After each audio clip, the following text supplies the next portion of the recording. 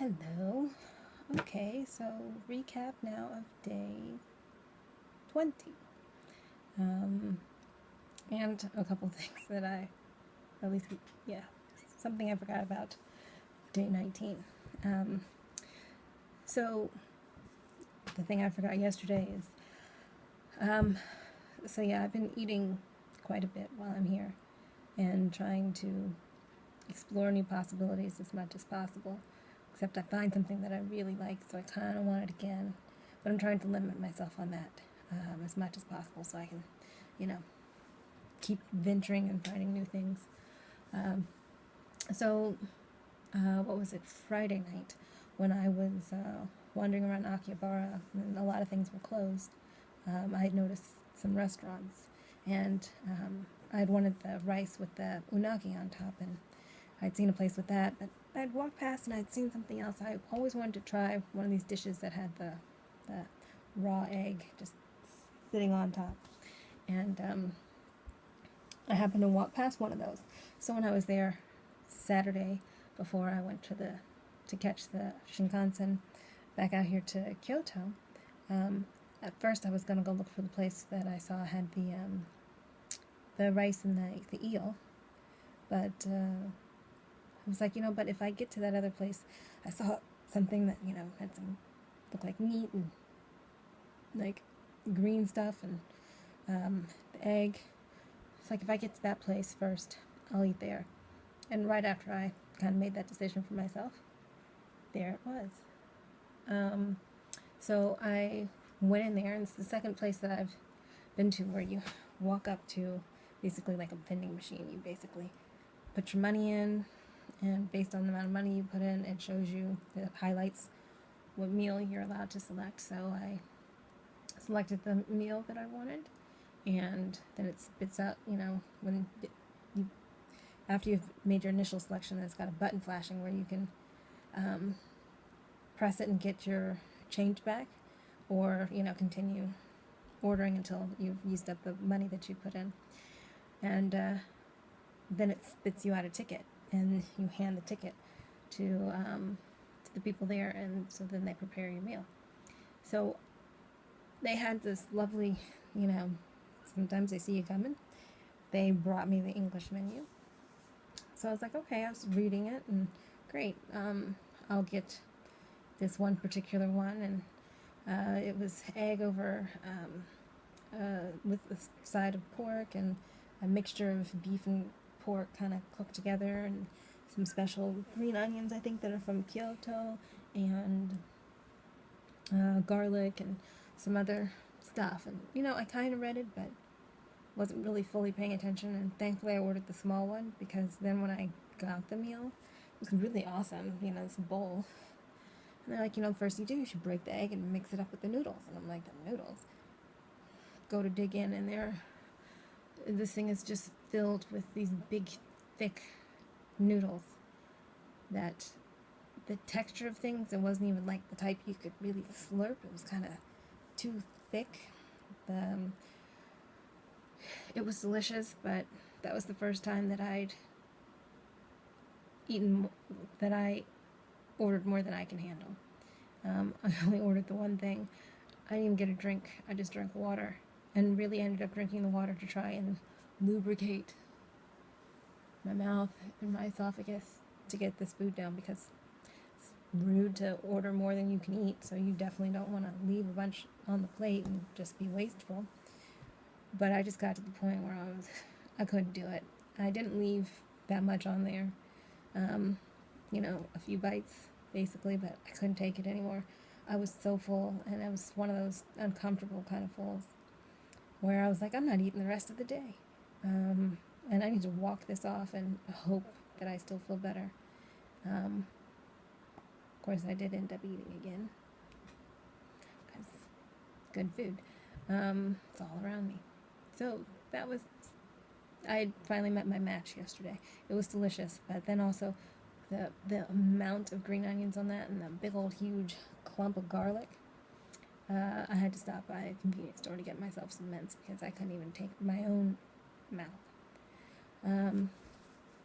So that was just a little anecdote from yesterday. So today, Well, for some reason or other, I didn't go to sleep last night at all. I don't know. I feel like I'd passed a window and I knew I needed to be up at a certain point in time. And by the time I kind of looked up, the windows were bright, which, happens early here at 5 a.m. But I wasn't tired when I noticed it at 5 a.m. And I knew that if I went to sleep, I needed to be up and at the Kyoto station to meet Kiku at 9 o'clock. And so I just figured I'll just not go to sleep and get a good night's rest tonight. So I got up and went and met her. Oh, and I went and had the breakfast. The people that, have this spot have the restaurant. So I went and had just kind of their kind of standard breakfast. It was good. And I got the 10% discount, but I don't really want to spend my money like that since I already bought a bunch of stuff for breakfast for a lot cheaper. Go to Kyoto Station and we decided we're going to spend the day in Nara. Nara is, I guess, southwest of Kyoto. It was a train ride. We just got on the one train from the one of the Shinkansen trains to Nara. It might have taken us about an hour on the train. We got out and she walked me all over the place. There were certain things that I had looked up and things that I'd seen that I wanted to do. They have a deer park. There's these deer that they're everywhere. And they're not like deer like in the U.S. They're just like massive. They're like, I don't know, like chest high on me, and that's like the adults, and particularly the males with the antlers. And the thing about these deer is that you can feed them, and before you feed them, they have learned to bow. So they bow, and then they want their treat. And these deer have gotten so used to it that apparently they stop at the crosswalks, just like everybody else, and wait to cross the street with everybody else, and they know when you've gone to buy the food. They know where you buy the food. So Kiku went over and bought some food, and while she was waiting to pay for it, one of the deer was just kept putting its head up her butt, basically kept sticking its head between her legs, and she's, like being goosed and just like kind of screaming and hollering. But the deer was like, "Hello, I know you went for food. Give me my food." Of course, then she hands it to me, and I went to go back and find the one that had the big antlers. I liked him, so as he bowed and I gave him his treats. But when they're all about eating, they're all about eating. So I took a little too long because there was some paper wrapped around the cookie I was trying to get off, not realizing they could eat it. But while I'm trying to get that off, he actually grabs my shirt and pulls on it, like hello. So it's like, here, take your cookie, and then kind of like I don't have any more. And then I happened to see a mother with her little boy, and he had to have been like, I don't know, 7 years old or something. And he goes to buy his cookies, and he's holding them in his hand, and a deer just comes up and grabs the whole stack, and they start to crumble. Of course, the kid's like pulling it away. Of course, the deer didn't like that. It's like, oh, you gonna mess with me and my food? So he was like going at the kid, not like pushing on him and trying to bite wherever he could to try and get to the cookies, and kind of more grabbing his clothes. But the kid ended up just throwing the cookie at the deer. But resilient, brave kid, because not 10 minutes later, he's petting the deer. But that let me know, like, okay, if I'm feeding these things, then I'm not going to play around. I'm going to give him a cookie, and universal sign of that's it. Now I might have more cookies, but I was like, you don't see nothing in my hands, back off.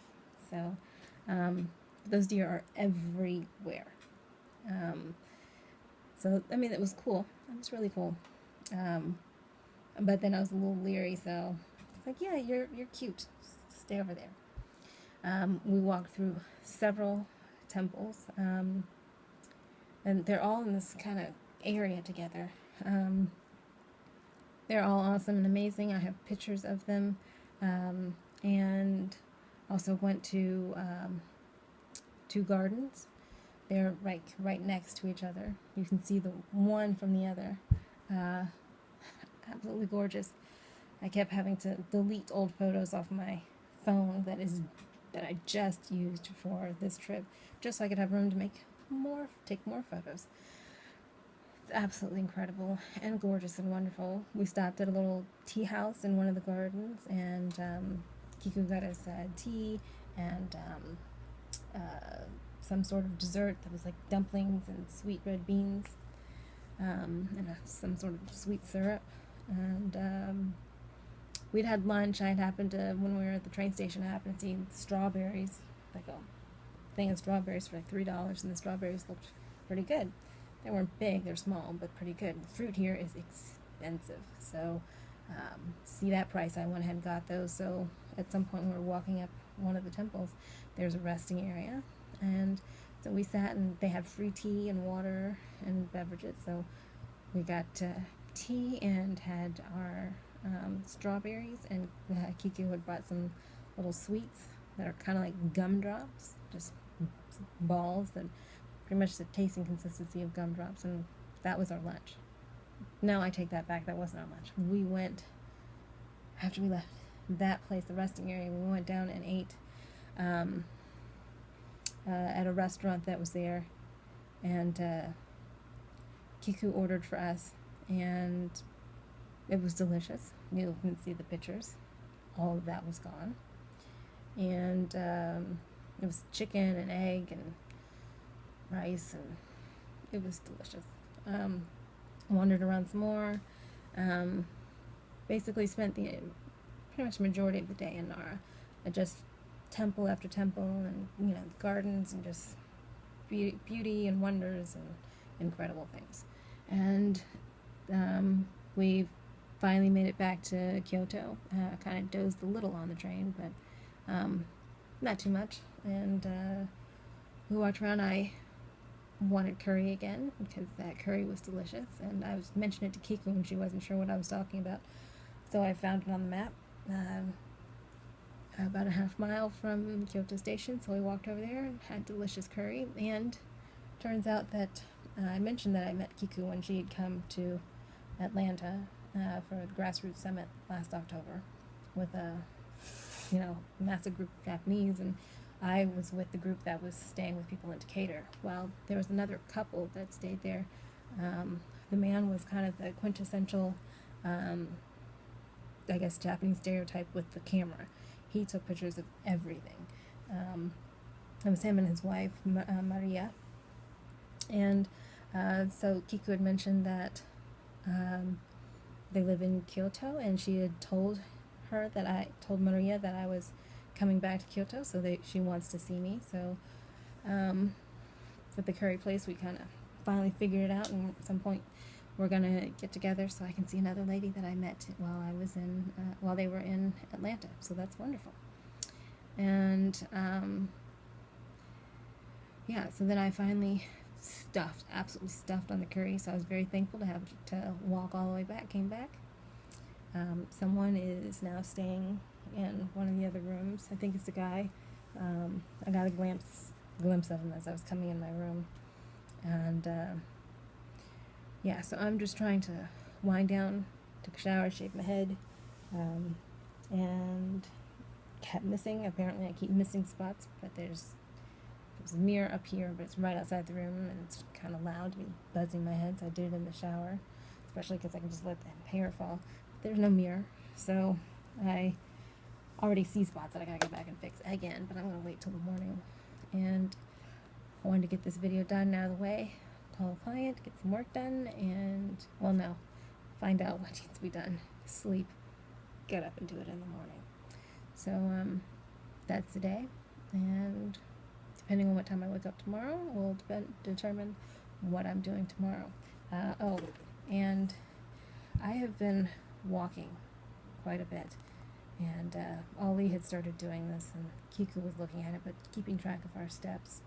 And I don't usually think about it, but Kiku happened to look today at what her steps were, and my steps for today are 22,311 steps, and my target number of steps is 800, so definitely got that beat. So, yep. Woo.